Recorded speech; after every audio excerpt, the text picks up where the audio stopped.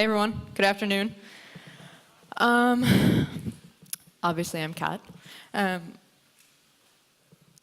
tried to figure out the best way to come up here and talk to a room full of designers like myself, and essentially tell everyone that you're designing wrong, or designing irresponsibly. And I figured the best way to do that was to give you a brief background on myself and where I started and how I got to now. Very brief, because really, who gives a shit about that? I think at that point, it makes it easier for you to understand that I started at that place too, and I still struggle at some points when it comes to designing responsibly, doing it the way we should, not leaving people out. So, brief background. Grew up, was born and raised in Brooklyn, New York, to a very stereotypical Italian-Irish family in New York. So not that, but that. And my upbringing was completely surrounded by just really good experiences. Lower middle class family, didn't have a ton, but knew the value of good food, a really good party, and being each other's village. You know, at some points you don't have much, you have each other, you turn to each other. And I think when it comes down to it, I've found that being in tech now, and now November will be officially 10 years in tech and design, it's a big-ass community. And as with every village in society in the world, you know, there are some people that they don't do what they're supposed to, and okay, that's fine. But all in all, as a community, it's so vital that we turn to each other and we help each other and we be each other's people in the moments where we need each other. As a parent, I've found that I've never failed, I don't want to say failed, but I've never made more mistakes in my life than when I became a parent.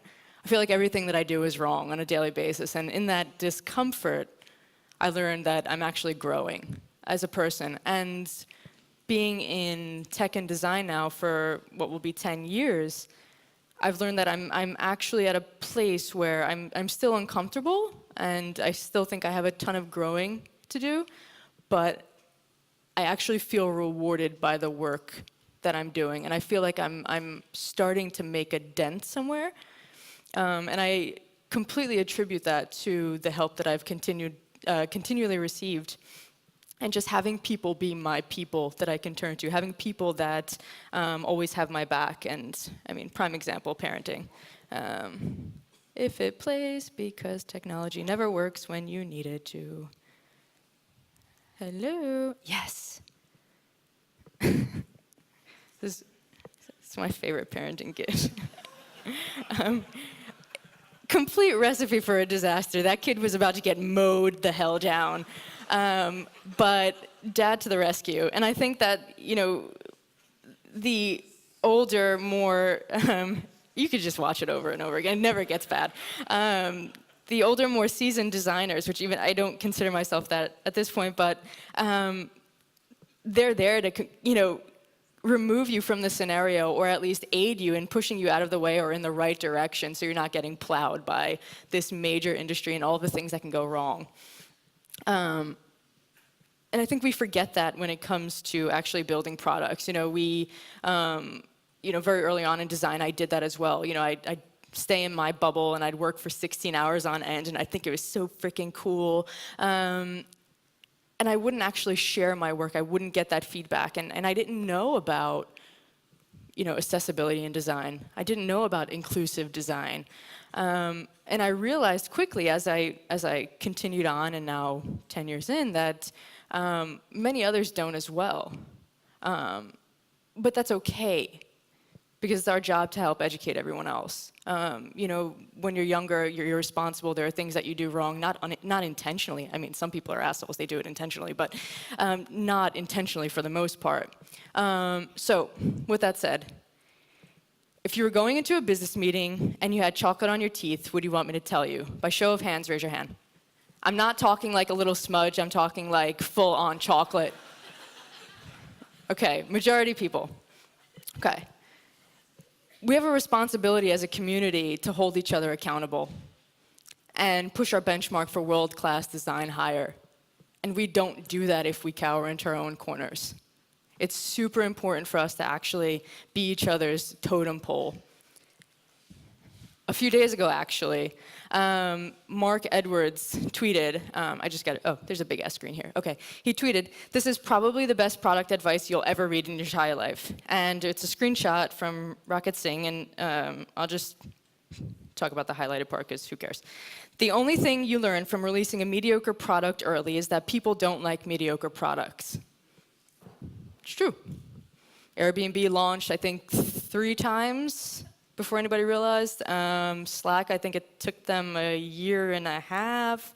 You have a lot of these products. I don't want to call them companies because they're not companies at this time, but you have a lot of these products that, they push something out in like 2 months or 4 months, and like, yeah, we pushed out this product, only took us 4 months, and it's like, meh, all right.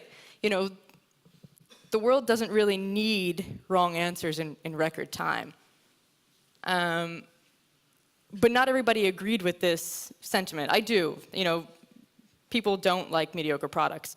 There was someone I know on Twitter who replied, a friend of mine actually, and he said, "Ship shit and improve it. Better than obsessing over something that nobody ends up using. Done is better than perfect." Meh. I think I agree with the purpose of shipping shit quickly and just continually reiterating, but comments like that don't apply to every aspect of design. Like you wouldn't say that to an illustrator. It doesn't apply to them. I mean, don't get me wrong, an illustrator can take like this poster and design it and then print it out and put Braille on it, for individuals, which is nifty and blending the two, but it's not applicable for every type of designer, and our industry has a tendency to generalize these statements and forget the actual purpose of design. And in stating what he did, which again, unintentional, like Peter said, assume the best intentions from everyone. And so I did from that point, but in doing so, he forgets the purpose of design. He forgets that that statement can't be applied to, for instance, hearing aids, or wheelchairs, or communication software for nonverbal autistic children. There are so many examples out there, but as soon as someone says these things, we automatically go into this bubble, this like tech, this is for like the tech bros of Silicon Valley. No, this doesn't work, you have to ship shit fast. Sure you do, but it depends on the product you're working on. I think like overall that's become the worst design trend, and I say trend because I hope that shit stops at some point. I hope it goes away. I hope we all actually take the time to like embed this thought process and actually apply it to our work and help others so that it, even when it does pop up in junior designers, it's quickly eradicated from their thought process and their design thinking. Accessibility, in particular, is something I've been really focused on for quite some time now, mainly because it wasn't always, and I was very naive, and I ignored that in this entire population and only designed for a specific group of people. Accessibility is part of the product foundation, not a feature to be considered and added later. For me, the conversation and initial steps to take, to see this, through to fruition, like it's not something where you ship something and then like 6 months later you start saying like, all right, let's discuss whether or not accessibility is something we want to start implementing. And I don't want you to think that, oh my God, I'm an early stage startup.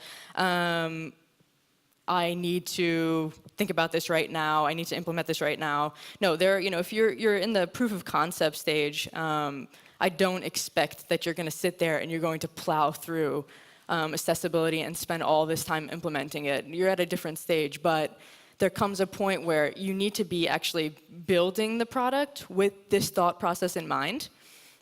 And if you need to add it after you do your initial beta testing or whatever, then do that. But it's not something where you add on a feature by feature basis just because you didn't take the time to consider anything regarding it previous to that. Accessibility is inclusivity at the end of the day. We spend so much time thinking about how we design for everyone, but you're really not designing for anyone and everyone by ignoring those that are colorblind or deaf,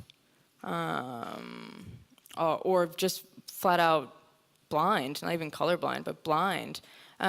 You remove an entire unfortunately, humongous population that could be using your product. And, we talk about how, we're scaling our product, it's global, we're gonna do it big. Do you know how many people are actually just alone colorblind? Millions, multi-millions. I remember when we were building Stark. And Stark is it's actually a tool for designers to help aid in designing for accessibility at the end of the day. It's a plugin that goes into Sketch. And I remember pushing it out. I mean, when we first started building it and we were beta testing, we had a whole bunch of people. We spoke with individuals that were blind. We spoke with designers that were colorblind. But after we launched, we had people that were not even in tech, would never even have no idea what the hell Sketch was, on social media reaching out to us and thanking us for taking the time to design a product for designers that will help them in the end. And that was humbling. They took the time out to say thank you, which they don't have to.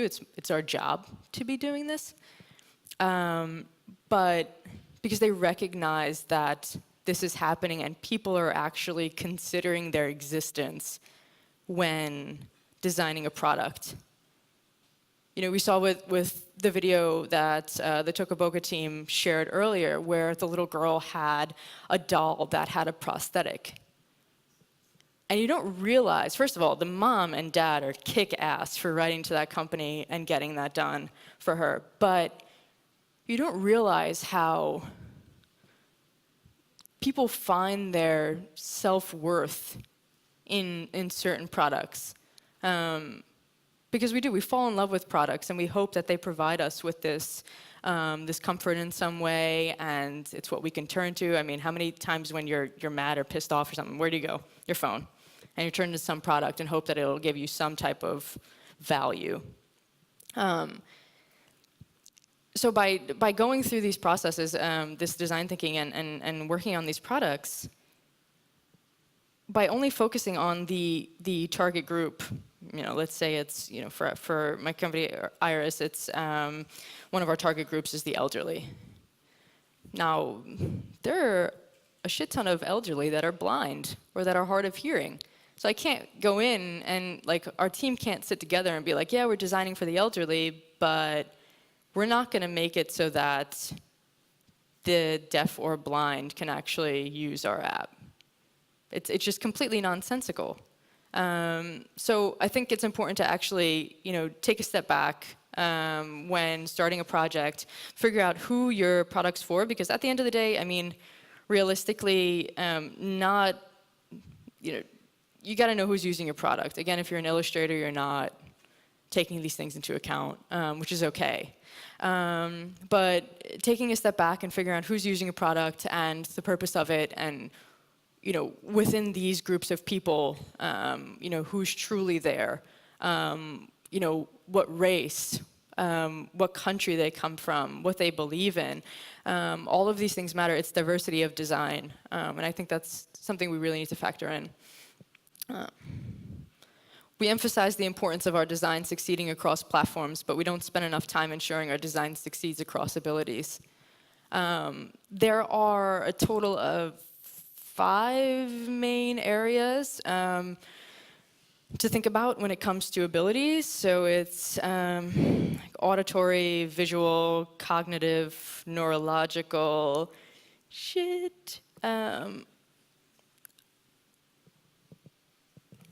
physical, and and when doing so, you again, going back to that same thing, it's not for everybody. There are certain things where you're people using most of us in the room are not designing products that get people up and jumping and dancing. But, so you remove them from the equation, okay, fine, but, take those into account. Really read up on what it means to factor in neurological side effects of design and whatnot. I think that's really nifty stuff. Because at the end of the day, they use our products. These people with not the same abilities or disabilities use your product the same way that someone with fine ability does. Just different. Same purpose, just different. This is probably one of my favorite ads/commercials in existence from Leica. It said the Leica T is more than just the camera system. It's sort of a companion, someone you trust, someone you rely on, someone you want to keep in touch with. Now, I don't know about you, but that's a pretty damn fine commercial. If you can Google it after this, go do it. Because, everything that they did from the videography to the voice that's in the video to the actual quote and the sentiment is just, they nailed it. And it's piggybacked onto a product that is breathtaking in all of its glory. And it solves the problem, and it solves it damn well. Beautiful camera. But the purpose of it is completely nailing what we look to solve with design. When we purchase products, what is triggered in our brain is the same when purchasing products as when we choose a life partner, when we fall in love. And when you have this group of people that don't fall into the very typical category, understand that they're looking for products to fall in love with as well. They're looking for products that are committed to them and that they can trust. Everyone falls in love the same way. So create a product that actually enables them to feel like they were taken into account when designing the product, like it was made just for them. Some quick tips. I think there's a ton that comes with accessibility, a ton that I am not even aware of yet. There's a slew of information out there, but I think, in our research and in my personal research on this journey and building products, I've kind of compiled these quick tips that I think are really off the cuff, useful. Quick tip number 1, capitalize on native patterns and give them soul. When Google, for instance, launched material design, I think a lot of people were really in awe about what it had to offer, the way they use motion and whatnot. It's beautiful. But the same way that, and it's also really colorful, which is nifty. When you look at iOS, it's very bland. I don't think anybody can disagree with that. It's very Spartan, but I think it's meant to be. They both have their own downsides. For material design, a lot of people took that color that they embed into it as a template that didn't need to be changed. Both of them are frameworks to be built on top of. And when it comes to accessibility, you have these native patterns in place. On iOS, it's scaling to bigger text or bolder text, and avoiding custom design in terms of custom tab bars whenever possible, because they're much harder to make accessible. So capitalize on them, but obviously give them a little bit of spunk, give them character that actually can attach to your brand. Just because it says native doesn't mean boring. Boring in the sense that it has no character, not boring in the sense that it is a pattern that can be familiar.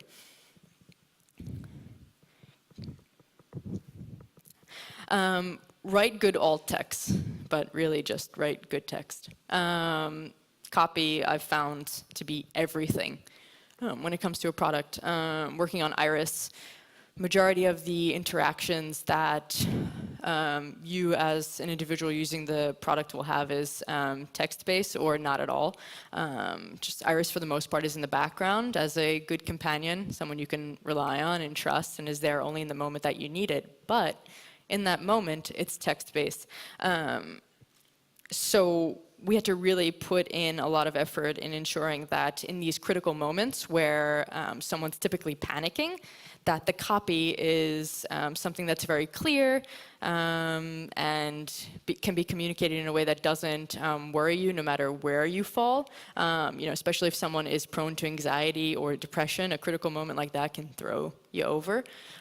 So paying attention to that, but when it comes to imagery and button text, writing that good alt text, so it translates well with the system, whatever system you're using, or if you're using like HTML or what have you.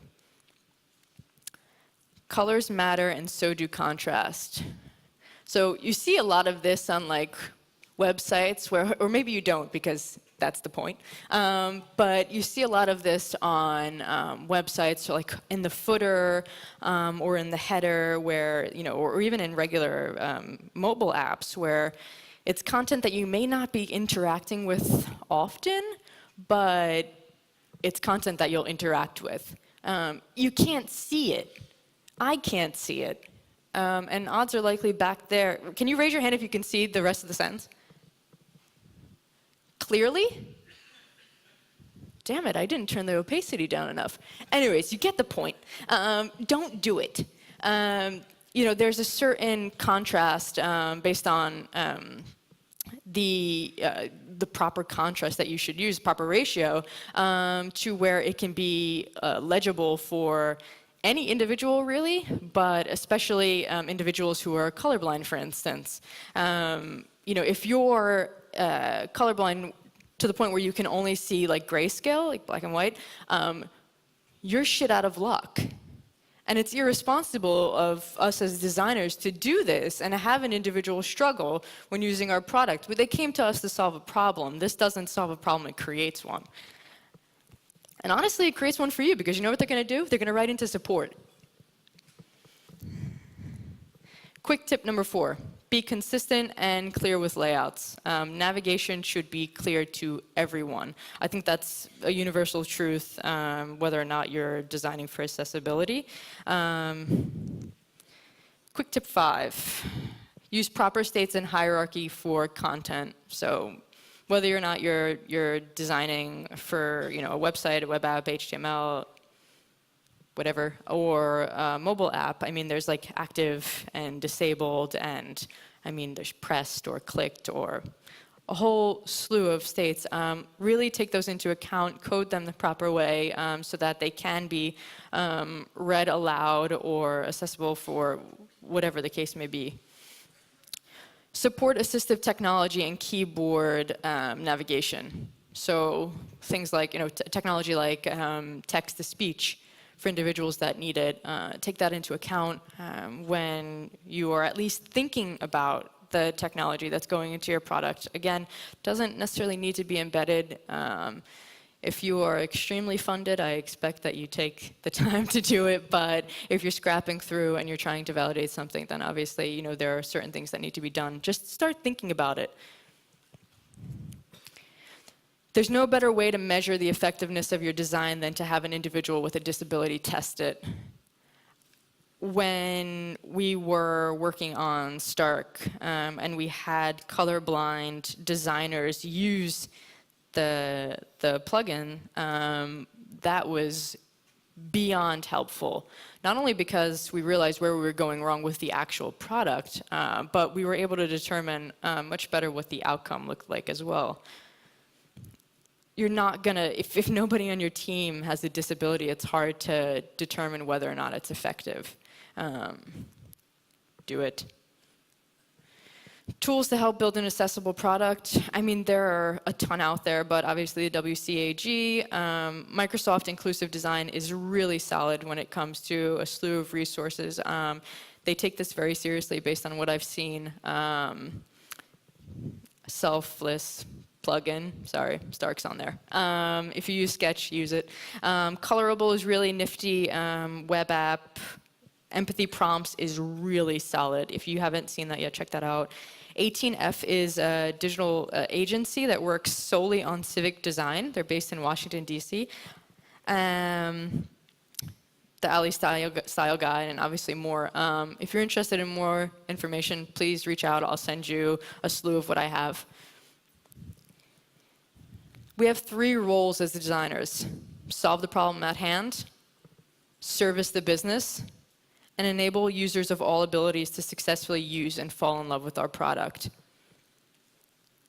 They all work together. You can't pick and choose one. There are obviously some things like a plugin where you're not really servicing a business per se, but for the most part, they almost always work hand in hand, and they have to. And one hand will wash the other. You can't efficiently break rules if you don't understand them. And yes, that means, in other words, designers should code. Goodbye. Thank you.